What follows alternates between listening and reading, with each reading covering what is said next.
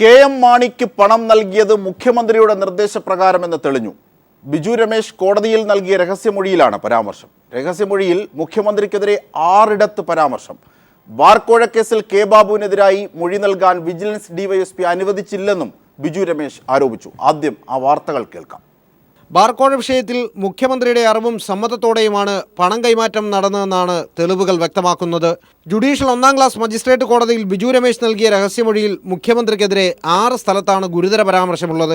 4-ാം പേജിലും 5-ാം പേജിലും ബിജു രമേശ് ഇങ്ങനെ പറയുന്നു: 22/3/2014 രാവിലെ മുഖ്യമന്ത്രിയുടെ ഔദ്യോഗിക വസതിയായ ക്ലിഫ് ഹൗസിൽ ചെന്ന് അദ്ദേഹത്തെ കണ്ടു. മുഖ്യമന്ത്രിയുടെ നിർദ്ദേശപ്രകാരം രാവിലെ കെ.എം. മാണിയെ കാണാനായി പോയി. പോകുന്ന വഴിക്ക് 15 ലക്ഷം രൂപ റെഡിയാക്കി വെക്കാൻ സാജു ഡൊമിനിക്, അംബാസഡർ തങ്കച്ചൻ എന്നീ ബാർ ഉടമകൾക്ക് രാജ്കുമാർ ഉണ്ണി നിർദ്ദേശം നൽകി. കെ.എം. മാണിക്ക് പണം കൈമാറുന്ന ദിവസം രാവിലെ മുഖ്യമന്ത്രിയെ കണ്ടു എന്നതും പണം കൈമാറിയത് മുഖ്യമന്ത്രിയുടെ നിർദ്ദേശത്തിൻ്റെ അടിസ്ഥാനത്തിലാണെന്നതും വിജിലൻസ് അന്വേഷിച്ചില്ല. പേജ് 3-ലും 4-ലും പൂട്ടിപ്പോയ 418 ബാറുകളുടെ വിഷയത്തിൽ തീരുമാനമുണ്ടാക്കി തരാമെന്ന് മുഖ്യമന്ത്രി ഉറപ്പ് നൽകിയതായും പറയുന്നു. പൂട്ടിപ്പോയ ബാറുകൾ തുറക്കുന്ന വിഷയത്തിൽ കെ.എം. മാണിക്ക് കൂടുതലൊന്നും ചെയ്യാൻ കഴിയാത്തതിനാൽ ഇപ്പോൾ കൊടുത്തതിനേക്കാൾ കൂടുതൽ തുക ഇനി നൽകേണ്ടതില്ലെന്നും മുഖ്യമന്ത്രി നിർദ്ദേശിച്ചതായി പേജ് 16-ലും പറയുന്നു. ഇതാകെ സൂചിപ്പിക്കുന്നത് മുഖ്യമന്ത്രിയുടെ അറിവും സമ്മതത്തോടും കൂടിയാണ് ബാർക്കോഴയിലെ ഇടപാടുകൾ നടന്നതെന്നാണ്. എസ് ജീവൻകുമാർ, തിരുവനന്തപുരം. തീർച്ചയായും ഈ വിഷയം തന്നെയാണ് ന്യൂസ് ആൻഡ് വ്യൂസ് ചർച്ച ചെയ്യുന്നത്. A Sampath M P, PM Manoj, BRM Shafeer, Prince Lukose, advocate Jaishankar, Biju Ramesh എന്നിവരെ ഒക്കെ നമ്മൾ ചർച്ചയിലേക്ക് ക്ഷണിക്കുകയാണ്. ആദ്യം ഈ ചർച്ചയിലേക്ക് പോകുന്നതിന് മുമ്പ് ദിശ 2 എണ്ണമാണ്.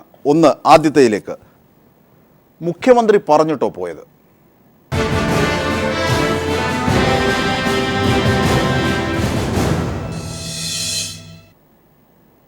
ആദ്യം കോൺഗ്രസ് വക്താവ് ശ്രീ BRM ഷഫീറിലേക്ക്. ഷഫീർ, മുഖ്യമന്ത്രി, അതായത് ഗംഗാനദി അശുദ്ധമായാലും വേണ്ടിയില്ല, ഗംഗോത്രി ശുദ്ധമായിരിക്കണം, എന്നാൽ എപ്പോഴും ഗംഗാനദിയെ ശുദ്ധമാക്കാം. ഇവിടെ മുഖ്യമന്ത്രി തന്നെ ബാർക്കോഴ കേസിൽ ആരോപണ വിധേയനാകുന്നു. വ്യക്തമായ തെളിവ്.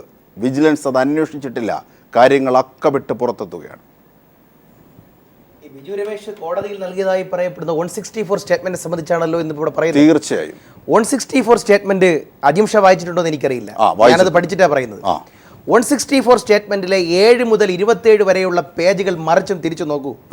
അതിലെവിടെയെങ്കിലും കേരളത്തിലെ ബഹുമാനായ മുഖ്യമന്ത്രി ശ്രീമാൻ ഉമ്മൻചാണ്ടി പറഞ്ഞിട്ടാണ് പണം കൊടുത്തത്, അതല്ലെങ്കിൽ ബഹുമാനായ ശ്രീമാൻ ഉമ്മൻചാണ്ടി പറഞ്ഞതിന് പ്രകാരം മാണിക്ക് പണം കൈമാറി, അല്ലെങ്കിൽ ബഹുമാനായ ശ്രീമാൻ ഉമ്മൻചാണ്ടിയുടെ പ്രേരണ കൊണ്ടാണ് പണം കൈമാറിയത് എന്നൊരു വാചകം എവിടെയെങ്കിലും കാണിച്ചു തരാൻ പറ്റുമോ? 2, ഈ പറയപ്പെടുന്ന ബാറുകളുടെ കാര്യത്തിൽ എന്തോ തീരുമാനമുണ്ടാക്കി തരാം എന്ന് മുഖ്യമന്ത്രി പറയുന്നു. ഞാൻ നിങ്ങളുടെ ബാറുകൾ തുറന്നു തരാം, മാണിക്ക് പണം കൊടുത്താൽ, അല്ലെങ്കിൽ ഞാൻ പറയുന്ന ആളുകൾക്ക് പണം കൊടുത്താൽ ഈ 418-ൽ പരം വരുന്ന ബാറുകളുടെ കാര്യത്തിൽ തുറന്നു തരാം എന്നൊരു വാചകം 164 സ്റ്റേറ്റ്മെന്റിലുണ്ടോ? ഇല്ല.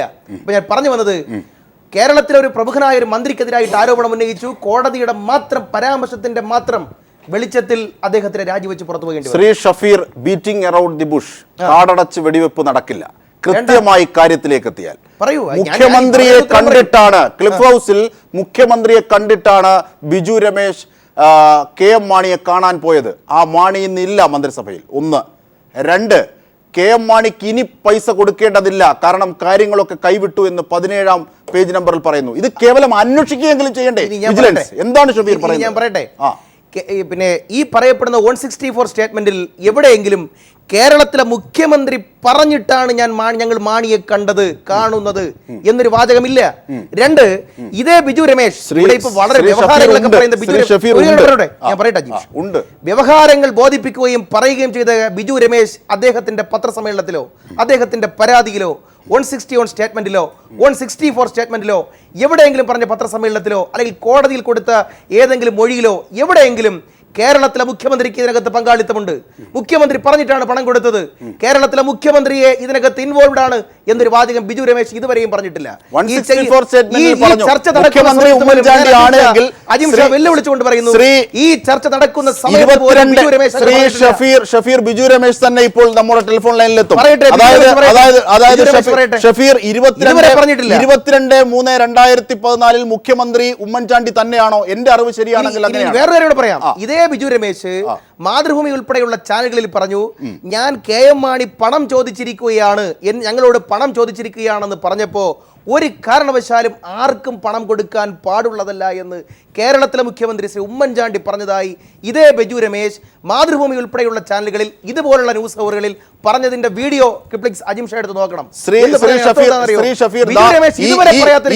ഈ രഹസ്യമൊഴി ആവർത്തിച്ച് ഹരിച്ചും കുടിച്ചും വായിച്ചിട്ടുള്ള ഒരു പത്രപ്രവർത്തകൻ മനോജ്, അദ്ദേഹത്തിലേക്ക് എത്തുന്നതിന് മുമ്പ് ഒരു മിനിറ്റ്. 22 ഇത് 4-ാം പേജാണ് രഹസ്യമൊഴി.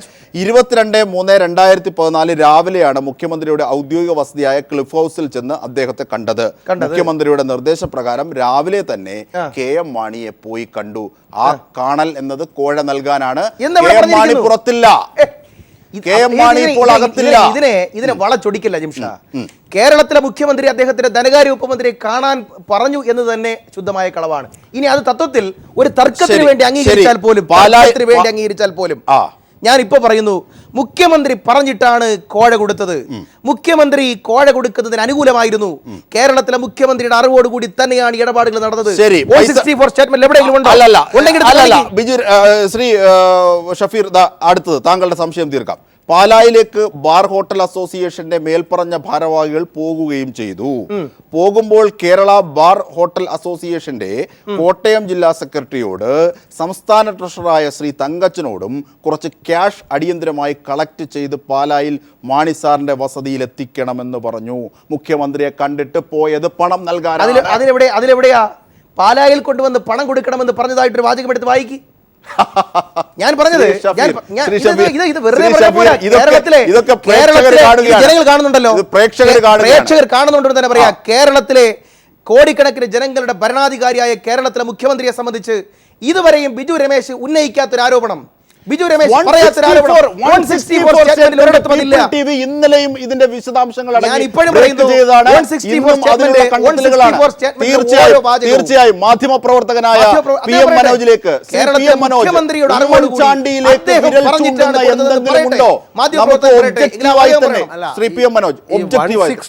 സ്റ്റേറ്റ്മെന്റിന്റെ മെറിറ്റിലേക്ക് പോയി അതിനോട് വലിയ ബഹുമാനം കോൺഗ്രസ് നേതാക്കൾക്ക് തോന്നുന്നത് വലിയ ഗുണമാണ്. കാരണം മല്ലേലി ശ്രീധരൻ നായരുടെ 164 സ്റ്റേറ്റ്മെന്റ് അവിടെ ഉണ്ട്, അതിൽ ഉമ്മൻചാണ്ടി ഉണ്ട്, മറ്റു പല ഈ ഗവൺമെന്റിനെതിരായിട്ടുള്ള ഒരുപാട് 164 സ്റ്റേറ്റ്മെന്റ്സ് ഉണ്ട്, അതിലൊക്കെ ഉമ്മൻചാണ്ടി ഉണ്ട്.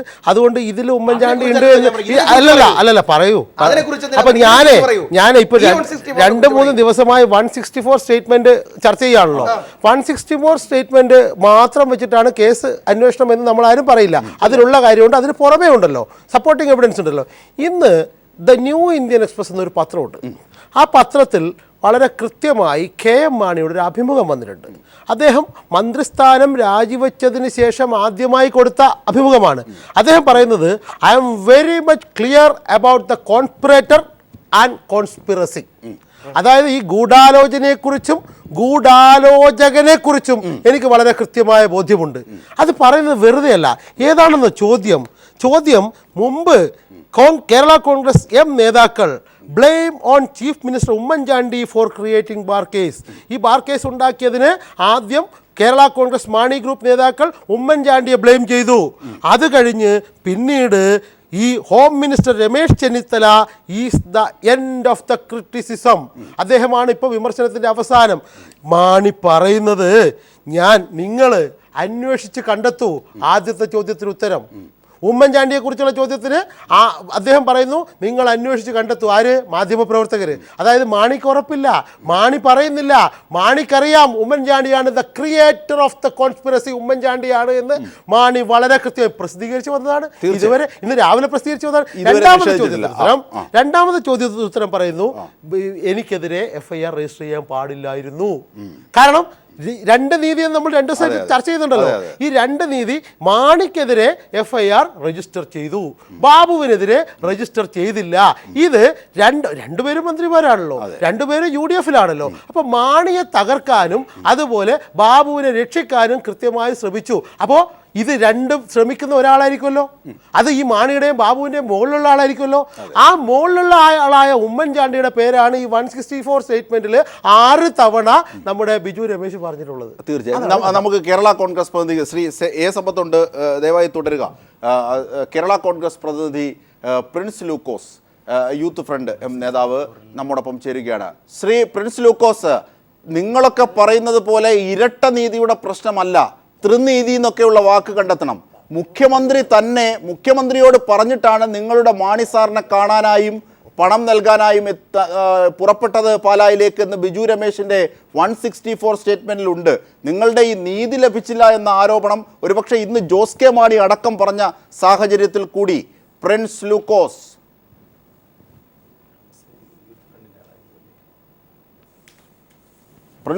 താങ്കൾ ടെലിഫോൺ ലൈനിലുണ്ടോ? തീർച്ചയായും അദ്ദേഹത്തെ ടെലിഫോൺ ലൈനിൽ പ്രതീക്ഷിക്കാനാകുന്നില്ല. ഉടൻ തന്നെ നമുക്ക് അദ്ദേഹത്തെ ലഭ്യമാകും എന്ന് തന്നെ കരുതാം. ശ്രീ എ സമ്പത്ത് എം പിയിലേക്ക്. ശ്രീ എ സമ്പത്ത്, അതായത് കേരളം നവോത്ഥാന മൂല്യങ്ങളിലൂടെ രൂപപ്പെട്ട ഒരു വലിയ രാഷ്ട്രീയമുണ്ട്. നഷ്ടമുണ്ടാക്കി എന്നതാണ് അഴിമതിക്ക് ഉള്ള കാരണമായി സാങ്കേതികമായെങ്കിലും മുമ്പോട്ട് വെച്ചിരുന്നത്. ഇതങ്ങനെയല്ല, നേരിട്ട് പണം കൊടുത്തു എന്ന് പറഞ്ഞു. മാണി രാജിവെക്കുന്നതിലേക്ക് കാര്യങ്ങളെത്തി.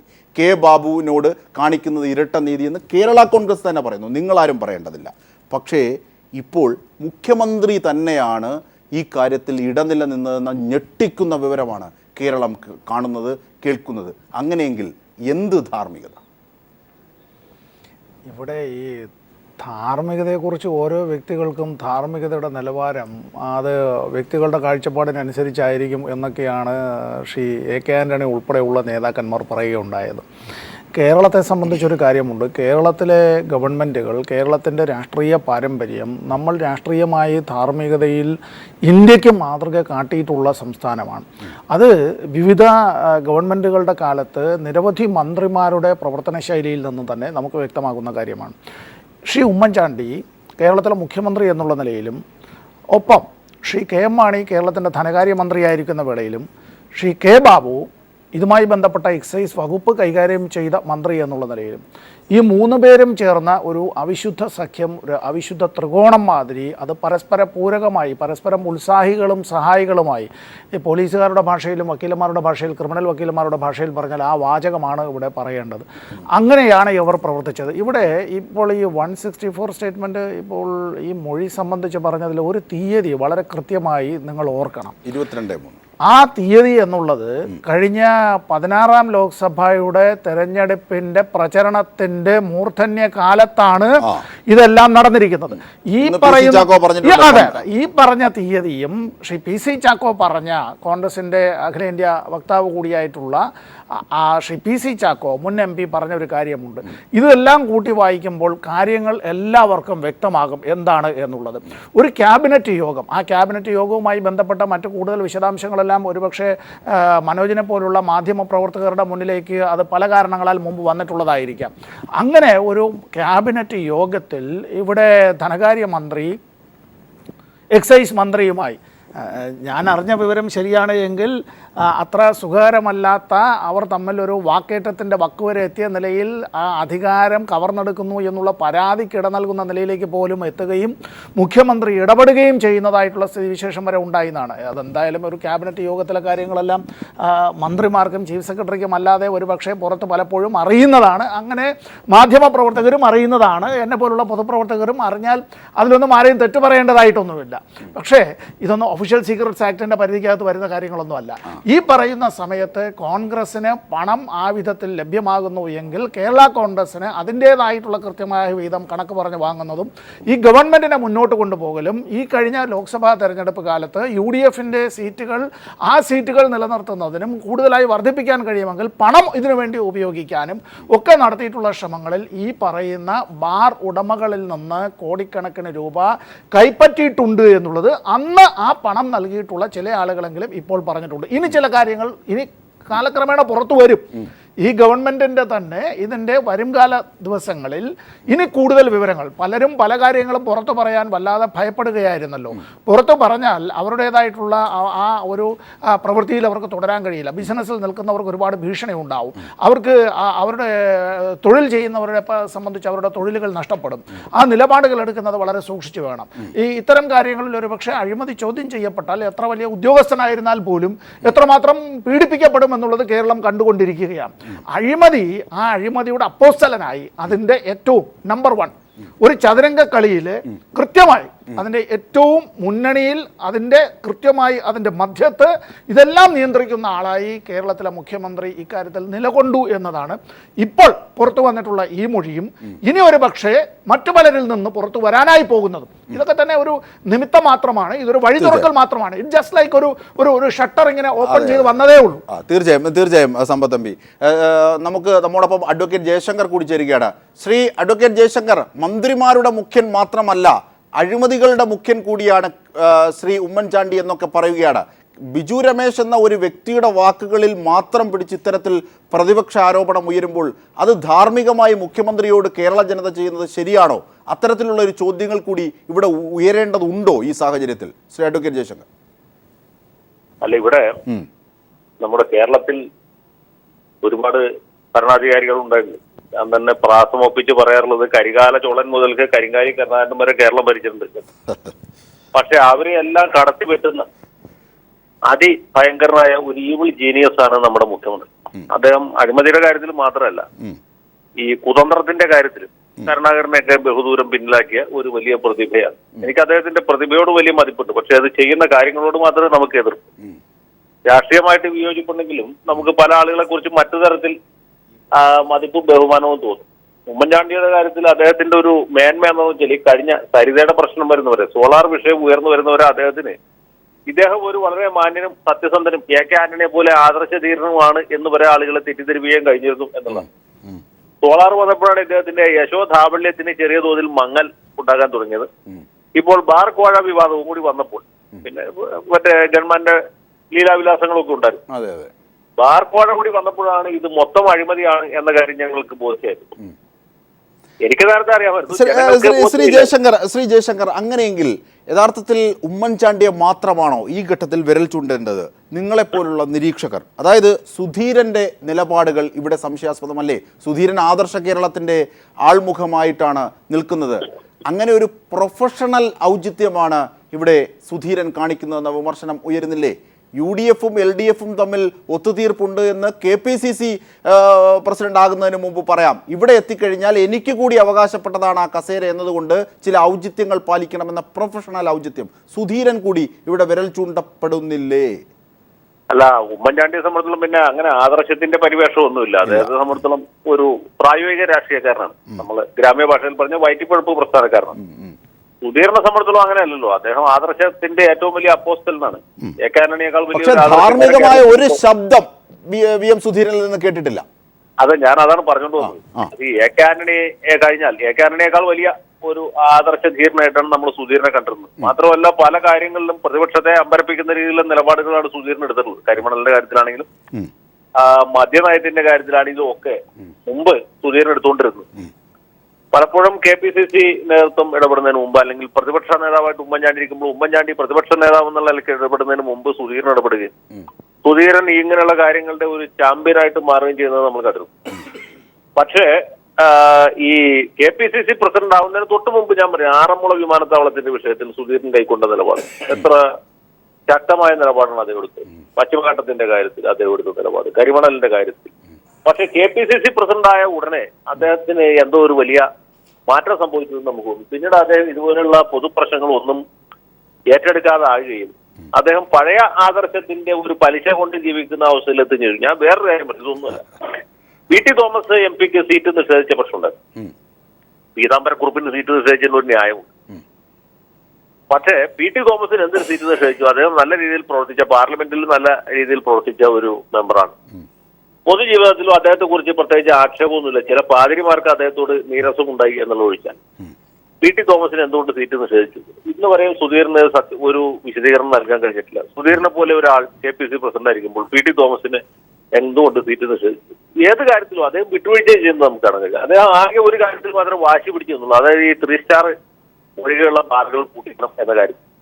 ആ കാര്യത്തിൽ അദ്ദേഹം ഭരണമുന്നണി നേതൃത്വമായിട്ടൊക്കെ ഏറ്റുമുട്ടി. പക്ഷേ ഇതിൽ നടന്ന ഭീകരമായ അഴിമതിയെ കുറിച്ച് ആരെങ്കിലും പരാമർശിക്കാൻ ഒരുങ്ങുമ്പോഴത്തേക്കും ഇപ്പൊ VD സതീശൻ അദ്ദേഹത്തോണ്ട് കഴിയാവുന്ന രീതിയിൽ പറഞ്ഞു, അല്ലെങ്കിൽ പന്തള സുധാകരൻ ഫേസ്ബുക്ക് വഴിക്ക് പ്രതികരിച്ചു. അജയ് തറയിൽ ഒരു ചർച്ചയ്ക്കിടയിൽ പറഞ്ഞു, ഈ മാണിയായി വീണ്ടും വീണ്ടും ഇങ്ങനെ ന്യായീകരിക്കുന്നുണ്ട്, ഇപ്പൊ ഞങ്ങൾക്ക് വഴിയേറെ നടക്കാൻ പറ്റില്ല, ആൾക്കാർ ചാനലിൽ നിന്ന് ഇറങ്ങുമ്പോഴത്തേക്കും നമ്മളെ വിളിച്ച് ചോദിക്കും നിങ്ങൾ എന്ത് തോന്നിവാസമാണ് ഈ പറയുന്നതെന്ന് കോൺഗ്രസ്സുകാർ എന്നെ വിളിച്ച് ചോദിക്കാൻ തുടങ്ങിയിരിക്കുന്നു എന്ന് പരിതപിച്ചുകൊണ്ട് അജയ് തറയിൽ ഇവരെല്ലാവരും അദ്ദേഹം വിലക്ക് കൽപ്പിച്ചു. ഇനി മേലിൽ ആരും ശബ്ദിക്കരുത് എന്ന് പറഞ്ഞു.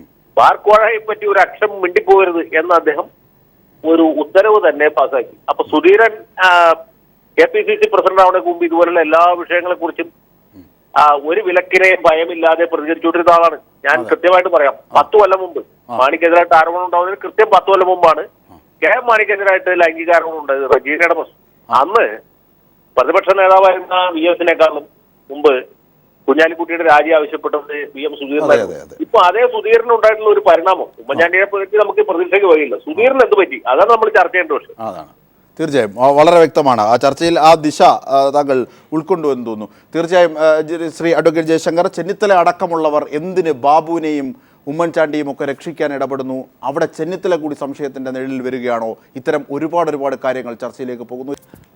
തീർച്ചയായും ചർച്ച തുടരുമ്പോൾ ശ്രീ ജയശങ്കർ, താങ്കൾ ടെലിഫോൺ ലൈനിൽ തന്നെ ഉണ്ട് എന്ന് വിശ്വസിച്ചുകൊണ്ട്, അതായത് ഇത്തരത്തിൽ കെ ബാബു എന്ന വ്യക്തിയെ സംരക്ഷിക്കാൻ ഗ്രൂപ്പ് സമവാക്യം, നമുക്കറിയാം കോൺഗ്രസിൻ്റെ ഉൾത്താപം അറിയുന്ന ആളാണ് താങ്കൾ, അങ്ങനെയെങ്കിൽ ബാബുവിനെ രക്ഷിക്കാൻ എന്തിനാണ് ചെന്നിത്തല ഇടപെടുന്നത്? അപ്പോഴാണ് ബിജു രമേശ് ഇപ്പോൾ ഉമ്മൻചാണ്ടിയിലേക്ക് വിരൽ ചൂണ്ടിയതുപോലെ തന്നെ ചെന്നിത്തലയിലേക്കും VS ശിവകുമാറിലേക്കും ഒക്കെ വിരൽ ചൂണ്ടിയിട്ടുണ്ട്. ഈ കാര്യം കൂടുതൽ പ്രസക്തമാകുന്നത് ഇവിടെയല്ലേ? വിരൽ ചൂണ്ടിയിട്ടുണ്ട് എന്നുള്ളത് ശരിയാണ്. പക്ഷേ മറ്റൊരു ഘടകമാണ് ഞാൻ കണക്കാക്കുന്നത്. കാരണം എന്താ വെച്ചാൽ ഈ ബാർക്കോഴ വിവാദത്തിന്റെ ആത്യന്തികമായ ഒരു ഗുണഭോക്താവ് എന്ന് പറയുന്നത് കേരളത്തിലെ പ്രതിപക്ഷത്തെ പോലെ തന്നെ കോൺഗ്രസിലെ പ്രതിപക്ഷമായ രമേശ് ചെന്നിത്തലയും അദ്ദേഹത്തോടൊപ്പം നിൽക്കുന്ന ആളുകളാണ്. ശിവകുമാറിനും ചെന്നിത്തലയ്ക്ക് പണം കൊടുത്തു എന്ന് ബിജു രമേശ് പറയുന്നുണ്ടെങ്കിലും അതിന്റെ പർട്ടിക്കുലേഴ്സ് ഒന്നും പറഞ്ഞിട്ടില്ല. അത് അപകടകരമായ ഒരു അവസ്ഥയിലേക്ക് അത് എത്തിയിട്ടില്ല എന്ന് വേണമെങ്കിൽ നമുക്ക് പറയാം. വെറും ആരോപണമായിട്ട് നിലനിൽക്കുകയാണ്. മറിച്ച് ബാബുവിനെതിരായിട്ടുള്ളത് കുറെ സ്പഷ്ടമായിട്ടുണ്ട്. മാത്രമല്ല വിജിലൻസ് നടത്തിയ അന്വേഷണത്തിന്റെ രീതി തന്നെ അദ്ദേഹത്തിന്റെ ഈ കുറ്റത്തിലേക്ക് അല്ലെങ്കിൽ കുറ്റകൃത്യത്തിലേക്കുള്ള അദ്ദേഹത്തിന്റെ പങ്കാളിത്തത്തിലേക്ക് വിരൽ ചൂണ്ടുന്ന. അപ്പോൾ എന്തുകൊണ്ട് ബാബുവിനെതിരെ ശക്തമായ നിലപാട് രമേശ് എടുത്തില്ല, അല്ലെങ്കിൽ KM മാണിക്കെതിരെ എടുത്ത അത്ര പോലും നിലപാട് ബാബുവിനെതിരെ എടുത്തില്ല എന്നുള്ളതാണ് ഇപ്പൊ നമ്മുടെ മുമ്പിലുള്ള ചോദ്യം. ഇവിടെ നമ്മൾ ശ്രദ്ധിക്കേണ്ട ഒരു കാര്യമുണ്ട്. ഈ KM മാണിക്കെതിരെയുള്ള അന്വേഷണം കുറെ മുന്നോട്ട് പോയ ഘട്ടത്തിലാണ് ബാബുവിനെതിരായിട്ടുള്ള ആരോപണം. KM മാണിയെ ഒതുക്കുക എന്നുള്ളത് കോൺഗ്രസ്സുകാരുടെ മൊത്തത്തിൽ ഗ്രൂപ്പിന് അതീതമായിട്ടുള്ള ഒരു ആഗ്രഹവും താല്പര്യവുമായിരുന്നു. കാരണവും വ്യക്തമാണല്ലോ, രാഷ്ട്രീയമായ കാരണം. KM മാണിയെ ഒന്ന് ഒതുക്കുക, ഇരുത്തേണ്ട അടുത്ത് ഇരുത്തുക എന്നുള്ളതായിരുന്നു അവരുടെ പരിപാടി. അതിലവർ വളരെയധികം വിജയിച്ചു. അവർ പൂർണ്ണമായും വിജയിച്ചു എന്ന് തന്നെ പറയാം. പക്ഷെ അത് കുറച്ച് മുന്നോട്ട് പോയ ഘട്ടത്തിലാണ് ബാബുവിന്റെ പേര് പറഞ്ഞത്. അപ്പൊ ബാബുവിനെതിരായിട്ട് അന്വേഷണം നടത്തുക അല്ലാതെ ഒരു അന്വേഷണം പ്രഖ്യാപിക്കുകയെങ്കിലും അല്ലാതെ മാർഗമില്ല. ബാബു നമുക്കറിയാം ഉമ്മൻചാണ്ടിയുടെ ഏറ്റവും അടുത്ത് നിൽക്കുന്ന ആളാണ്. ഉമ്മൻചാണ്ടി ആ ഘട്ടത്തിൽ അദ്ദേഹത്തിന്റെ നിലപാട് മാറ്റം വരുത്തുകയും KM മാണിക്കെതിരെ പോലും വിജിലൻസ് നടത്തിയ അന്വേഷണം അത്രയൊന്നും വേണ്ടിയിരുന്നില്ല, FIR രജിസ്റ്റർ ചെയ്ത് അനാവശ്യമായിരുന്നു എന്ന രീതിയിലുള്ള പരാമർശങ്ങൾ നടത്തി. ഇപ്പൊ രണ്ട് ഗ്രൂപ്പുകളും തമ്മിലുള്ള ആ ഭിന്നത വർദ്ധിച്ചു എന്ന് മാത്രമല്ല, രമേശ് അടുപ്പമുള്ള ആളുകളാണ്, പ്രത്യേകിച്ച് പന്തളം സുധാകരൻ, ലാലി വിൻസെന്റ്, VD സതീശൻ, അതുപോലെ തന്നെ അജയ് തറയിൽ. ഇവർ 4 പേരും I ഗ്രൂപ്പുകാരാണ്. എല്ലാവരും തന്നെ രമേശിനോട് അടുപ്പമുള്ളവരുമാണ്. ഇവരാണ് KM മാണിക്കെതിരെ ഒളിയമ്പുകൾ ചെയ്തത്. ഇദ്ദേഹത്തെ വെച്ചുകൊണ്ട് മുന്നോട്ട് പോകാൻ കഴിയില്ല, ഇതിൽ മാറ്റം വരണം, 2ാം UPയുടെ കാലത്തുണ്ടായ പോലത്തെ അഴിമതിയാണ് ഇപ്പോൾ നടക്കുന്നത് എന്നൊക്കെ പറഞ്ഞതിന്റെ കാരണം വ്യക്തമാണ്. കാരണം മാണിയെ ഒതുക്കുക, ആ കൂട്ടത്തിൽ അടുത്ത ഘട്ടത്തിൽ അത് ബാബുവിലേക്കും ആത്യന്തികമായിട്ട് ഉമ്മൻചാണ്ടിയിലേക്കും എത്തും എന്നറിയാവുന്നതുകൊണ്ടാണ്. നമുക്ക് ബാർ വിഷയത്തിൽ എക്സൈസ് മന്ത്രിക്ക് തീർച്ചയായിട്ടും പങ്കെടുക്കുന്നുണ്ടല്ലോ.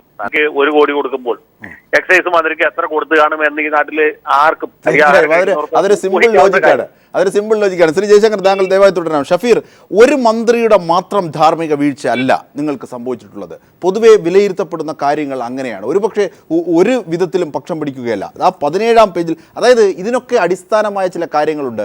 മന്ത്രിസഭാ യോഗത്തിൽ മാണി മാത്രം ഇടങ്കോലിട്ട് നിൽക്കുന്നു, വാർത്ത പുറത്തെത്തി. ഉടൻ തന്നെ മാണിയിലേക്ക് കാര്യങ്ങൾ എത്തിക്കാൻ ഉമ്മൻചാണ്ടി തന്നെ വിരൽ ചൂണ്ടുന്നു. അപഹാസ്യമായ കാര്യമാണ്. ഈ സ്റ്റേറ്റ്മെന്റിനെ നിങ്ങൾ നിഷേധിക്കാത്തിടത്തോളം കാലം ഇപ്പോൾ നിങ്ങൾ നിഷേധിക്കുന്നുമില്ല. 164 സ്റ്റേറ്റ്മെൻറ്റിലെ ഏകദേശം ഞാൻ മനസ്സിലാക്കുന്നത് 21ാമത്തെ പേജിലാണ് ഈ ബാർ അസോസിയേഷൻ നേതാക്കന്മാരായ രാജ്കുമാറും MB ധനേഷും കൃഷ്ണദാസ് എന്നിവർ പണം കൈമാറിയതായി മീറ്റിങ്ങിൽ പറഞ്ഞ് ഞാൻ അറിഞ്ഞു എന്നൊരു വാചകമുണ്ട്, എടുത്ത് നോക്കണം. എന്ന് പറയാൻ അർത്ഥം എന്താണ്? പണം കൊടുത്തു എന്ന് ബിജു രമേശ് മനസ്സിലാക്കുന്നത് ഒരു ഹിയർസേ എവിഡൻസ് ആണ്. എന്ന് പറഞ്ഞാൽ ധനേഷും കൃഷ്ണദാസും അതുപോലെ തന്നെ ഈ പറയപ്പെടുന്ന രാജ്കുമാറും കൂടി പല സ്ഥലങ്ങളിൽ വെച്ചായി പണം കൊടുത്തു എന്ന് മീറ്റിങ്ങിൽ പറഞ്ഞുള്ള അറിവല്ലാതെ ഈ കാര്യത്തിൽ ശ്രീ ബിജു രമേശിന് നേരിട്ട് അറിവില്ല എന്നാണ് ആ 27ാമത്തെ പേജിൽ അത് വായിക്കുമ്പോൾ നമുക്ക് മനസ്സിലാക്കുന്നത്. 1. 2, ഞങ്ങൾ ഈ 164 സ്റ്റേറ്റ്മെൻറ്റിൽ ഒരിടത്തും തന്നെ നേരത്തെ പറഞ്ഞതുപോലെ ബഹുമാനായ ശ്രീ ഉമ്മൻചാണ്ടിയെയോ അതല്ലെങ്കിൽ ഈ പറയപ്പെടുന്ന ശ്രീ കെ ബാബുമായോ നേരിട്ട് കണക്ട് ചെയ്യത്തക്ക തരത്തിലുള്ള ഡയറക്റ്റ് എവിഡൻസിനെ സംബന്ധിച്ച് പരാമർശമില്ല. ഉണ്ടെങ്കിൽ പറയണം. 3, ബഹുമാനായ ശ്രീമാൻ ഉമ്മൻചാണ്ടി പറഞ്ഞതിന് പ്രകാരമാണ് ഈ തരത്തിലുള്ള ഇടപാടുകൾ നടത്തി എന്ന് സ്ഥാപിക്കത്തക്കതായിട്ടുള്ള ഒരു വാക്ക് ഒന്ന് ഇന്റർപ്രറ്റ് ചെയ്യാൻ പോലും ബഹുമാനായ ശ്രീ ജയശങ്കർക്ക് ഇവിടെ ഇരിപ്പുണ്ടല്ലോ, അദ്ദേഹത്തിനോട് പറയൂ, ഇങ്ങനെ ഇന്റർപ്രറ്റ് ചെയ്യാൻ പറ്റുമോ? ശ്രീ ഷഫീർ, എനിക്ക് മനസ്സിലായില്ല. അതായത് 22/3/2014 രാവിലെ ക്ലിഫ് ഹൗസിൽ പോയി, താങ്കൾക്ക് മനസ്സിലായോ? ക്ലിഫ് ഹൗസിൽ പോയി മുഖ്യമന്ത്രിയെ കണ്ടു, മനസ്സിലായോ? മുഖ്യമന്ത്രി ഉമ്മൻചാണ്ടിയാണ്, മനസ്സിലായല്ലോ. ഇനി പാലായിലേക്ക് പോകുന്നു. പാലായിലേക്ക് പോകും വഴി ഇന്ന ആൾക്കാരോട്, അവരുടെ കോട്ടയം അവരുടെ ഭാരവാഹികളോട് പറയുന്നു പൈസ കളക്ട് ചെയ്യാൻ മാണി സാറിന് കൊടുക്കാൻ. അല്ല, അങ്ങനെ ഇടപാടുണ്ടായിരുന്നെങ്കിൽ ഞാൻ ചോദിക്കട്ടെ, കേരളത്തിലെ ബഹുമാനായ ശ്രീ ഉമ്മൻചാണ്ടി പറഞ്ഞു പാലായിൽ കൊണ്ടുവന്ന് കാശ് കൊടുക്കാൻ കുറച്ച് പണം ശേഖരിച്ച് വെക്കണം എന്ന് പറയുന്നതിൽ എന്തായിരുന്നു ഈ പറയപ്പെടുന്ന സാക്ഷികൾക്ക് ബിജു രമേശിന് എന്തായിരുന്നു തടസ്സം? 164 സ്റ്റേറ്റ്മെന്റ് എന്ന് പറഞ്ഞാൽ എങ്ങനെയെന്നറിയാലോ, അടച്ചിട്ട ക്ലോസ്ഡ് റൂമിനകത്താണ് ബഹുമാനായ സംഭവത്തോടെ ഇരിപ്പുണ്ട്, ക്രിമിനൽ അഭിഭാഷകനാണ്. അടച്ചിട്ട റൂമിൽ ഒരുപക്ഷെ ബെഞ്ച് ക്ലർക്കിനെ പോലും മാറ്റി നിർത്തിക്കൊണ്ട് പറയുന്നയാളും എഴുതുന്ന മജിസ്ട്രേറ്റും അല്ലാതെ 164 സ്റ്റേറ്റ്മെന്റിൽ ഒരു തരത്തിലുള്ള പുറലോകം അറിയത്തില്ല. ഇവിടെ ഞാൻ ഈ പറയും 164 സ്റ്റേറ്റ്മെന്റ് കൊടുക്കുമ്പോൾ ബാഹ്യ സമ്മർദ്ദങ്ങൾ ബിജു രമേശിനില്ല. അപ്പോൾ അദ്ദേഹത്തിന് പറയാമായിരുന്നല്ലോ, ക്ലിഫ് ഹൗസിൽ പോയി ഞാൻ ഉമ്മൻചാണ്ടിയെ കണ്ടപ്പോൾ ഉമ്മൻചാണ്ടി പറഞ്ഞു കാര്യങ്ങൾ ശരിയാക്കാൻ വേണ്ടിയിട്ട് പാലായിൽ കൊണ്ടുവന്ന് മാണിക്ക് ഇത്ര രൂപ കൊടുക്കാൻ പറഞ്ഞെന്നും അതുകൊണ്ട് പണം ശേഖരിക്കണം എന്ന് പറയാൻ എന്ത് ബാഹ്യ സമ്മർദ്ദമാണ് 164 സ്റ്റേറ്റ്മെന്റ് കോടതിയിൽ കൊടുക്കുമ്പോൾ ഉണ്ടായിരുന്നത് ബിജു രമേശിന്?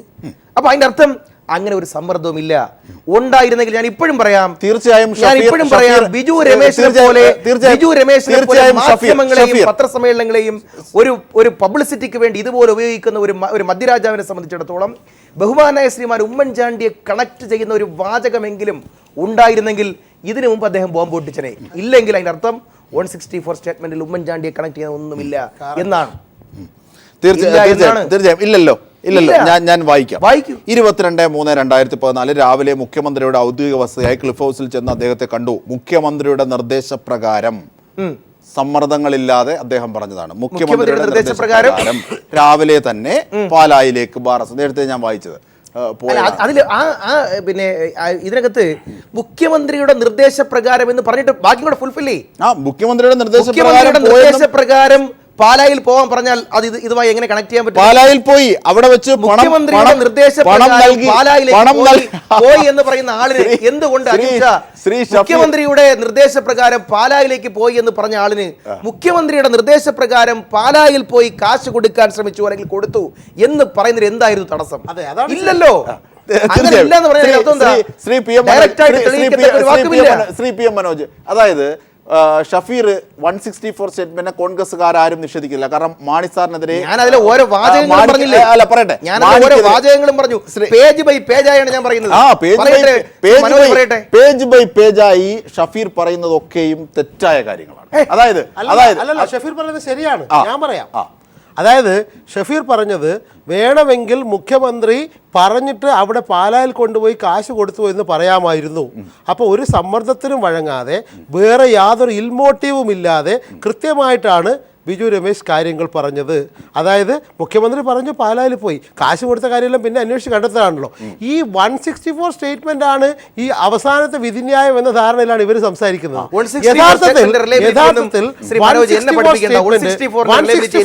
നിയമം ഞാനും പഠിച്ചിട്ടുണ്ട്. 164 സ്റ്റേറ്റ്മെന്റ് സ്വമേധയാ മജിസ്ട്രേറ്റിന്റെ മുന്നിൽ മറ്റൊരു സമ്മർദ്ദവും ഇല്ലാതെ പറയുന്നതാണ്. അതാണ് ജഡ്ജ്മെന്റ് എന്നല്ല, അത് വെച്ചിട്ടാണ് അന്വേഷണം നടത്തേണ്ടത്. അത് വെച്ച് അന്വേഷണം നടത്തിയോ ഇല്ലയോ, അല്ലെങ്കിൽ 164 സ്റ്റേറ്റ്മെന്റിൽ പറയുന്നത് മാത്രമാണ് കൃത്യമായ ജഡ്ജ്മെന്റോ അല്ലെ ജഡ്ജ്മെന്റിലേക്ക് എത്താനുള്ള തെളിവുകളും എങ്കിൽ പിന്നെ അന്വേഷണം നടത്തേണ്ട കാര്യമില്ലല്ലോ. ഇതിനകത്ത് പ്രധാനമായ മറ്റൊരു കാര്യം കൂടിയുണ്ട്. 164 സ്റ്റേറ്റ്മെന്റിൽ പറഞ്ഞിട്ടുള്ള ഈ മുഖ്യമന്ത്രിയുടെ സമ്മർദ്ദവുമായി ബന്ധപ്പെട്ട കാര്യത്തെക്കുറിച്ച് വിജിലൻസ് അന്വേഷിച്ചോ? അത് അന്വേഷിക്കണ്ടേ? അത് അന്വേഷിച്ചില്ല എന്ന് മാത്രമല്ല, ഇന്ന് വന്നല്ലോ ബാബുവിന്റെ കേസ്. ഇപ്പോഴും എനിക്ക് മനസ്സിലാവാത്തത്, നിങ്ങളെ ആടിനെ പട്ടിയാക്കണ്ട. നിങ്ങൾ എത്ര പറഞ്ഞാലും പറയുന്നില്ല. കോടതിയുടെ രേഖ, കോടതിയുടെ മുമ്പാകെ ഇരിക്കുന്ന ആർക്കും സർട്ടിഫൈഡ് കോപ്പി എടുക്കാവുന്ന ഈ രേഖ ഇനി മാറ്റാൻ ഞങ്ങളുടെ കയ്യിലുണ്ടെന്നേ. പറ്റില്ലല്ലോ. ആ 164 സ്റ്റേറ്റ്മെന്റിൽ എവിടെയെങ്കിലും, ഞാൻ ഇപ്പോഴും പറയുന്നു, 164 സ്റ്റേറ്റ്മെന്റിൽ എവിടെയെങ്കിലും കേരളത്തിലെ മുഖ്യമന്ത്രിയുടെ സമ്മർദ്ദത്തെ തുടർന്ന് അല്ലെങ്കിൽ മുഖ്യമന്ത്രി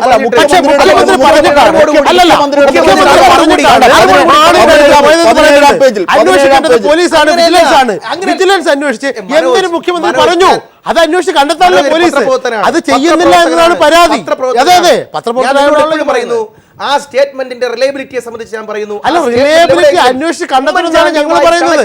എന്തെങ്കിലും ഉണ്ടായിരുന്നെങ്കിൽ അതല്ല ഇവിടെ കുറെ നാളായിട്ട് കൊണ്ടുവരുന്ന ഒരു ആർഗ്യുമെന്റ് ഈ 164 സ്റ്റേറ്റ്മെന്റിൽ പറയാത്തതൊന്നും സത്യമല്ല എന്നാണ്. യഥാർത്ഥത്തിൽ 164 സ്റ്റേറ്റ്മെന്റ് എന്ന് പറയുന്നത് ഈ അന്വേഷണം, ഇത്രയും വിശാലമായ കേസ്, ഈ ബാർകോഴ കേസിൽ അന്വേഷണം നടത്താനുള്ള ഒരു കിളിവാതിന് മാത്രമാണ് 164 സ്റ്റേറ്റ്മെന്റ്. അത് സമ്പത്ത് പറയട്ടെ. അല്ലല്ല അതിന്റെ നിയമവശങ്ങളെ കുറിച്ച് ശ്രീ സമ്പത്ത് പറയട്ടെ, അദ്ദേഹം പറയട്ടെ. അദ്ദേഹം ഇങ്ങനെ പറയുന്നത് എനിക്ക് തോന്നുന്നില്ല. പരിണിതപ്രജ്ഞനായ MP കേരളത്തിലെ മുഖ്യമന്ത്രിയെ കണക്ട് ചെയ്യാനുള്ള ഒരു ഇന്റർപ്രിട്ടേഷൻ അതിനകത്തുണ്ടെന്ന് ബഹുമാനായ സമ്പത്ത് ക്രിമിനൽ അഭിഭാഷകനാണ് തിരുവനന്തപുരത്തെ, അദ്ദേഹം പറയട്ടെ. ഇതിലിപ്പോൾ കോടതി മുമ്പാകെ ഇരിക്കുന്ന ഒരു രേഖയെ സംബന്ധിച്ച് നമ്മളൊരു അതിര് വിട്ട് നമ്മൾ ആരും ഒരു ചർച്ചയിലേക്ക് പോകണ്ട.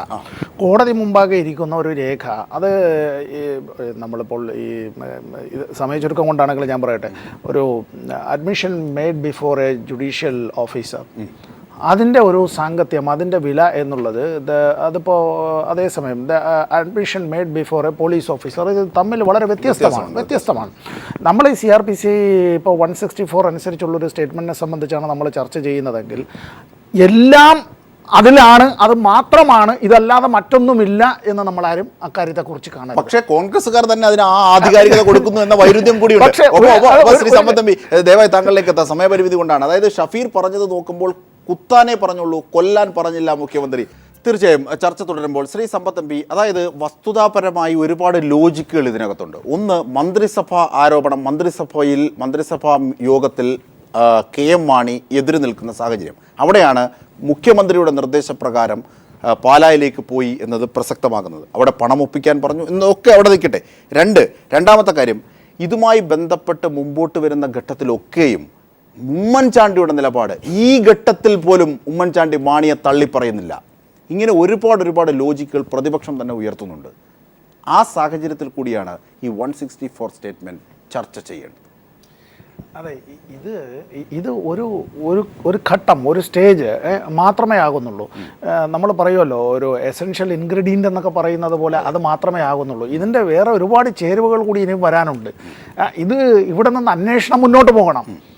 ഇത് അന്വേഷണത്തിൻ്റെ പരിസമാപ്തി അല്ല. ഇത് അല്ല ഈ ഒരു മൊഴി എന്നുള്ളത്, ഇപ്പോൾ താങ്കളുടെ കയ്യിലിരിക്കുന്ന ഈ മൊഴിപ്പകർപ്പ്, ഇത് എന്തായാലും കോടതിയിൽ ഉള്ള ഒരു രേഖ, ഇതാണ് ലാസ്റ്റ് ആൻഡ് ഫൈനൽ വേർഡ് എന്നുള്ള നിലയിലേക്ക് എത്തേണ്ടതില്ല. പക്ഷേ അത് അങ്ങനെ ഫൈനൽ ആകണ്ട. പക്ഷേ ഇത് അന്വേഷണത്തിന്റെ തുമ്പല്ലേ, ആ അന്വേഷണത്തിന്റെ പരിധിയിൽ ഈ വിഷയങ്ങളൊക്കെ വിജിലൻസ് കൊണ്ടുവന്നോ? അതായത് ശ്രീ സമ്പത്ത് എം പി, ഞാൻ ഇടപെടുകയല്ല. അതായത് ഒരു കാര്യം, ബിജു രമേശ് ആദ്യമായി പീപ്പിൾ TV-യിലൂടെ ആദ്യമായി ഒരു അഭിമുഖം നൽകുന്ന ഘട്ടം, NP ചന്ദ്രശേഖരനാണ് ആ അഭിമുഖം എടുക്കുന്നത്, ഞങ്ങളുടെ ന്യൂസ് ഡയറക്ടർ. അദ്ദേഹം പറഞ്ഞത് മുഖ്യമന്ത്രിയുമായി ബന്ധപ്പെട്ട കാര്യങ്ങളിലേക്കൊക്കെ പോകുമ്പോൾ തന്നെ അവിടെ ചോദ്യം ചെയ്യുന്ന ഉദ്യോഗസ്ഥൻ തടസ്സമിടുകയായിരുന്നു എന്നാണ് പറഞ്ഞത്, ബിജു രമേശ് തന്നെ പറഞ്ഞത്.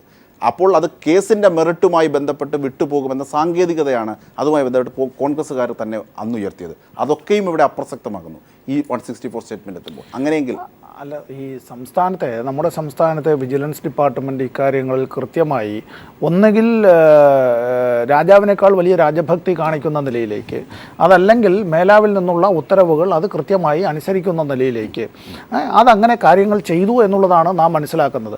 ഇവിടെ ഈ കള്ളൻ കപ്പലിൽ തന്നെ എന്നുള്ളത് മാത്രമല്ല, കപ്പിത്താൻ തന്നെ ആ തൊപ്പിക്ക് അർഹനായി നിൽക്കുന്നു എന്നുള്ളതാണ് വാസ്തവത്തിൽ. ഇത് ഈ നമ്മൾ പഴയ പൈറേറ്റ്സിൻ്റെ കടൽ കൊള്ളക്കാരുടെ കഥ പറയുന്നത് പോലെയുള്ള ഒരു ഏർപ്പാടാണ് ഇവിടെ നടന്നത് വാസ്തവത്തിൽ. ഇവിടെ കപ്പിത്താൻ തന്നെ കുറ്റവിചാരണ നേരിടേണ്ടതായിട്ടുള്ള ഒരു സ്ഥിതിയിലേക്കാണ് എത്തുന്നത്. തന്നോടൊപ്പമുള്ള ആരെങ്കിലും ഒരാളെ, ഒരു മന്ത്രിയെ അങ്ങനെ തള്ളിപ്പറഞ്ഞുകൊണ്ട് മാത്രം രക്ഷപ്പെടാൻ കഴിയുന്നതല്ല. ഇവിടെ ഒരു പക്ഷേ അദ്ദേഹം ഇത്തരത്തിൽ തന്നോടൊപ്പം ഉണ്ടായിരുന്ന ഒരു മന്ത്രിയെ തള്ളിപ്പറഞ്ഞാൽ മന്ത്രിസ്ഥാനത്ത് നിന്ന് രാജിവെച്ച് പുറത്തു പോയ അദ്ദേഹം ഇനി പറയാനിടയുള്ള ഒരുപാട് കാര്യങ്ങളുണ്ട്. അദ്ദേഹം അത്തരത്തിലുള്ള പല കാര്യങ്ങളും പറഞ്ഞാൽ അത് ഇന്ന് ഞാൻ നാളെ നീ എന്നുള്ളത് മാത്രമല്ല, നമ്മൾ ചിലരെങ്കിലും തീർച്ചയായും ശ്രീ സമ്പത്ത് എം പി പറഞ്ഞു നിർത്തിയെടുത്ത് തന്നെ ചർച്ച അതിന്റെ രണ്ടാമത്തെ ദിശയിലേക്ക് പോവുകയാണ്. കള്ളൻ കപ്പലിലുണ്ട് എന്നല്ല, കപ്പലിൽ മുഖ്യമന്ത്രി തന്നെയാണ് എങ്കിൽ ഇരട്ട നീതി അടക്കമുള്ള മുമ്പോട്ടുള്ള പ്രശ്നങ്ങൾ ഓരോന്നും ചോദ്യം ചെയ്യപ്പെടുകയല്ലേ? ശ്രീ പി എം മനോജിലേക്ക്. ശ്രീ പി എം മനോജ്, ഉയരുന്ന സംശയം ഇതാണ്, നമുക്ക് ഒബ്ജക്റ്റീവായി തന്നെ ഈ വിഷയത്തെ എടുക്കാം. അതായത് ഉമ്മൻചാണ്ടി തന്നെ ഈ ഘട്ടത്തിൽ ആരോപണത്തിൻ്റെ നിഴലിലാകുന്നു. ഒരുപക്ഷെ 164 സ്റ്റേറ്റ്മെൻറ്റിൻ്റെ അവസാനത്തെ വിധിയായി തന്നെ ഒരുപക്ഷെ കോൺഗ്രസ് വക്താവ് തന്നെ അംഗീകരിച്ച സാഹചര്യം കൂടി ഇവിടെ സംജാതമായിരിക്കുന്ന ഒരു ഘട്ടത്തിൽ മുഖ്യമന്ത്രിയാണ് ഇതിൻ്റെ ഒക്കെ ചരട് വലിച്ചതെങ്കിൽ പിന്നെ ആരാകും വടിയെടുക്കുക? ഈ ചോദ്യം ജനം ചോദിച്ചാൽ സ്വാഭാവികമായും ശരിയല്ലേ? വിജിലൻസിൻ്റെ പോലും ഇടപെടലുകൾ അത് സാധൂകരിക്കുന്നുണ്ടോ? ഇവിടെ ഒരു മദ്യനയം തീരുമാനിക്കണമെങ്കിൽ എക്സൈസ് മന്ത്രിക്ക് ഒറ്റയ്ക്ക് പറ്റില്ല. പ്രത്യേകിച്ചും ഉമ്മൻചാണ്ടിയാണ് മുഖ്യമന്ത്രി, എല്ലാ വകുപ്പിലും കൈയിടുന്ന ആളാണ്, എല്ലാറ്റിലും നിയന്ത്രണം ഉള്ള ആളാണ്. അദ്ദേഹം തീരുമാനിക്കാതെ ഒന്നും ഒരു മദ്യനയമല്ല, ഒരു ചെറിയ നയം പോലും കേരളത്തിൽ ഗവൺമെൻറ് നടപ്പാവില്ല. അതുകൊണ്ട് തന്നെ ഉമ്മൻചാണ്ടിയും കെ ബാബുവും ചേർന്ന് ഈ മദ്യനയം വളരെ ഭംഗിയായി നടപ്പാക്കി തെരഞ്ഞെടുപ്പിന് മുമ്പ് ബാറ് പൂട്ടണോ തുറക്കണമെങ്കിൽ ഇത്ര, ലൈസൻസ് ഫീസ് വർദ്ധിപ്പിക്കണമെങ്കിൽ ഇത്ര എന്നൊക്കെ പറഞ്ഞ് കച്ചവടം നടത്തി പോകുമായിരുന്നു. അതിലിടയ്ക്ക് കെ എം മാണിക്ക് വന്ന ഒരു ആർത്തിയാണ് ഇത് കുഴപ്പത്തിലേക്ക് നയിച്ചത്. അദ്ദേഹം പറഞ്ഞ നിയമവകുപ്പ് കാണണമെന്ന് കെ എം മാണി പറഞ്ഞാൽ ഉടനെ ഉമ്മൻചാണ്ടി പറയണം ബിജു രമേശിനോട് മാണിയെ ചെന്ന് കാണണമെന്ന്. ആ കാശ് കൊടുക്കുന്നു, അവസാനം ഇതൊക്കെ കുഴപ്പത്തിലാവുന്നു. ഷഫീർ, അതാണ് പോയിന്റ്. എന്തിനാണ് മുഖ്യമന്ത്രിയെ കണ്ടത്? പ്രശ്നങ്ങൾ മുഴുവൻ വന്നത്. അല്ലാതെ വെറുതെ ഇങ്ങനെ മാണി നല്ല മനുഷ്യനാണ്, ഒന്ന് പോയി കണ്ട് ചിരിച്ചു കള എന്നല്ല പറയുന്നത്. അങ്ങനെ പറയേണ്ട കാര്യവുമില്ല, കാശ് കൊടുക്കാൻ തന്നെയാണ് പറഞ്ഞത്. ഇപ്പം തന്നെ ബാബുവിനെതിരെ 2 നീതി എന്നാണല്ലോ നമ്മളിപ്പോൾ പറയുന്നത്. മാണിക്കെതിരെ ആരോപണം വന്നു, അതിൽ അന്വേഷണം നടത്തി, ക്വിക്ക് വെരിഫിക്കേഷൻ നടത്തി, ഒക്കെ നടത്തി. ബാബുവിനെതിരെ ഈ ഒരു അന്വേഷണം നടന്നില്ല. വിജിലൻസ് മാനുവലിൽ പറയുന്ന ഒരു അന്വേഷണം നടന്നില്ല. എന്നാൽ ബാബുവിനെതിരെ കൃത്യമായി 12 മണിക്കൂർ ദൈർഘ്യമുള്ള DVD ശബ്ദരേഖ ബാർ അസോസിയേഷൻ, ബാർ ഉടമകളുടെ സംഘം നേതൃത്വത്തിൻ്റെ യോഗത്തിൽ നടന്ന ചർച്ചകളുടെ ശബ്ദരേഖ ഉൾപ്പെടെ 12 മണിക്കൂർ ദൈർഘ്യമുള്ള DVD ബാബുവിനെതിരെ അവിടെ കൊടുത്തിട്ടുണ്ട്. ആ DVD പരിശോധിച്ചാൽ പോലും ബാബുവിനെതിരെ FIR ഇടണം. അത് അവഗണിച്ചുകൊണ്ട്, മുന്നിലുള്ള മുഴുവൻ തെളിവുകളും അവഗണിച്ചുകൊണ്ട് ബാബുവിനെ രക്ഷിക്കാൻ ശ്രമിച്ചു. മാണിയെ അങ്ങനെ രക്ഷിക്കാൻ കഴിഞ്ഞില്ല. അതാണ് മാണി ഇപ്പോൾ പറയുന്നത്. ഇപ്പോൾ മാണി മാത്രമല്ലല്ലോ പറഞ്ഞത് ഇരട്ട നീതി അല്ല, 2 നീതി. ആ 2 നീതി പറഞ്ഞത് PJ കുര്യനാണ്, KM മാണിയാണ്, KM മാണിയുടെ മകൻ ജോസ് കെ മാണിയാണ്, PC ചാക്കോയാണ്, കേരള കോൺഗ്രസിൻ്റെ PC ജോസഫാണ്. ഇങ്ങനെ UDFിലെ വിവിധ കേന്ദ്രങ്ങൾ എന്ന് മാത്രമല്ല ശ്രീ പന്തളം സുധാകരൻ ഉൾപ്പെടെയുള്ള ആളുകൾ ഇപ്പോൾ സീസണൽ പൊളിറ്റിക്സിനെ കുറിച്ചൊക്കെ പറഞ്ഞു തുടങ്ങി. ചില ആളുകളുടെ ഇതുമായി ബന്ധപ്പെട്ട വാദങ്ങൾ സീസണൽ പൊളിറ്റിക്സ് ആണ് എന്നടക്കം പറഞ്ഞു തുടങ്ങി. അതുകൊണ്ട് തന്നെ UDFിൽ മാണിക്കൊരു നീതി, ബാബുവിന് മറ്റൊരു നീതി എന്ന് പറയുന്നത് ഇതിൻ്റെ യഥാർത്ഥ കൾപ്രിക്റ്റ്. ഇതിന് ലീഡർഷിപ്പ് ഉണ്ടല്ലോ. ഇതിപ്പോൾ അരക്കള്ളം പിടിക്കപ്പെട്ടു, മുക്കാക്കള്ളൻ അവിടെയുണ്ട്, ഒരു കള്ളം വേറെയുണ്ട്, മുഴുക്കള്ളം വേറെയുണ്ട്. ഈ മുഴുക്കള്ളനെ പിടിക്കുന്നതിന് പ്രതിരോധം തീർക്കാനുള്ള അഭ്യാസമാണ് ഇപ്പോൾ നടക്കുന്നത്. അതാണ് ഈ കള്ളൻ എന്ന് പറയുന്നത് ശരിയല്ല. കാരണം അത് കള്ളന്മാർക്ക് തന്നെ അവമാനമാണ്. കളവ് നടത്തുന്ന തീർച്ചയായും ഒരു ഇടവേള കൂടി അനിവാര്യമായതുകൊണ്ട് അതിലേക്ക് വളരെ നിർണായകമായ ഒരു കാര്യം കൂടിയുണ്ട്. തീർച്ചയായും ചർച്ച തുടരുമ്പോൾ ഷഫീറിലേക്ക്. ഷഫീർ, വളരെ പെട്ടെന്ന്, നമുക്ക് സമയപരിമിതിയുണ്ട്, ചർച്ചയുടെ ആഴങ്ങളിലേക്ക് പോകാനാകുന്നില്ല. ബാക്കി 4 കോടി രൂപ ആവശ്യപ്പെട്ട വിവരവും ശ്രീ കൃഷ്ണദാസ് മുഖേന അറിയിക്കുകയുണ്ടായി. മുഖ്യമന്ത്രിയുമായി സംസാരിച്ചിട്ട് പറയാമെന്ന് മന്ത്രി ബാബു പറഞ്ഞത്. തുടർന്ന് ഈ വിഷയം മാണി സാറിന് ഒന്നും ചെയ്യാൻ കഴിയില്ലെന്നും ബാക്കി തുക നൽകേണ്ടതില്ലെന്നും മുഖ്യമന്ത്രി അറിയിച്ചു. ഇതാണ് ബിജു രമേശിന്റെ ഇത്തരം കാര്യങ്ങൾ കൂടി. ബിജു രമേശ്, അതിന്റെ ഉത്തരം ഞാൻ പറയാം. ഇതേ ബിജു രമേശ് ഈ വിവാദങ്ങൾ ഇങ്ങനെ കത്തിപ്പടർന്ന് നിൽക്കുമ്പോഴാണ് മാതൃഭൂമി ചാനലിൽ കൊടുത്ത് അതിന്റെ പിന്നെ ആൽബം 164 ഞാൻ പറയട്ടെ, അതിലേക്ക് അദ്ദേഹം പറയാണ് ഇങ്ങനെ പണം എന്ന് ഞാൻ പണം കൊടുക്കാൻ പോവുകയാണ്, പണം കൊടുത്തു എന്ന് അറിയിച്ചപ്പോൾ ഒരു പൈസയും ആർക്കും കൊടുക്കേണ്ടതില്ല എന്ന് കേരളത്തിലെ മുഖ്യമന്ത്രി എന്നോട് പറഞ്ഞു എന്ന് പത്രസമ്മേളനത്തിലൂടെ പറഞ്ഞ് ഇതുപോലത്തെ ന്യൂസ് അവറിനകത്തിരുന്ന് ചർച്ച ചെയ്തതിന്റെ വീഡിയോ ക്ലിപ്പിംഗ്സ് ഇതിനകത്ത് കാണും. നിങ്ങളുടെ ലൈബ്രറി റൂമിൽ കാണും. ഒരിക്കലുമില്ല അങ്ങനെ ഒരു ചർച്ചയില്ല.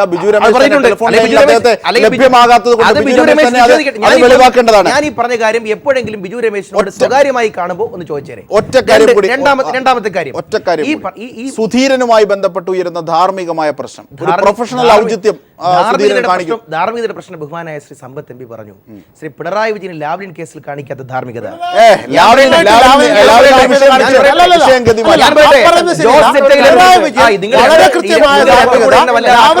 തുടക്കം മുതൽ അവസാനം വരെ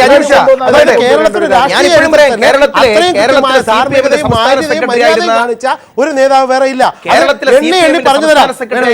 പിണറായി വിജയൻ കാണിക്കാത്ത ധാർമ്മികത.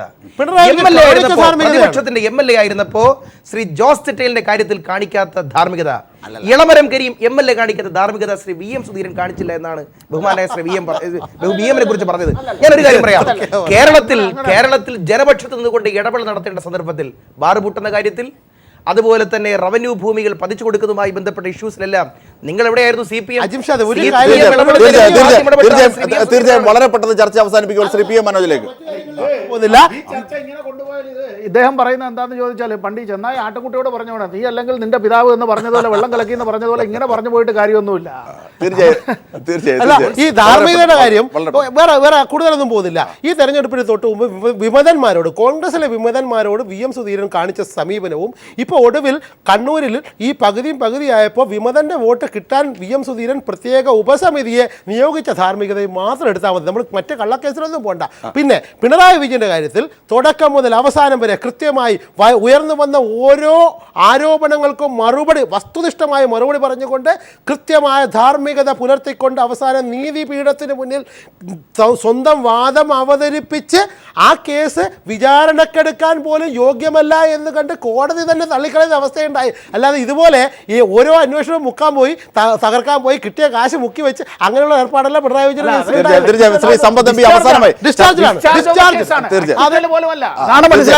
ചർച്ച നമ്മൾ ശരിയാണ്, വിചാരണയ്ക്ക് പോലും യോഗ്യതയില്ല എന്ന് കഴിഞ്ഞ് കോടതി വരാതെ പോലും നിൽക്കാതെ പോയി.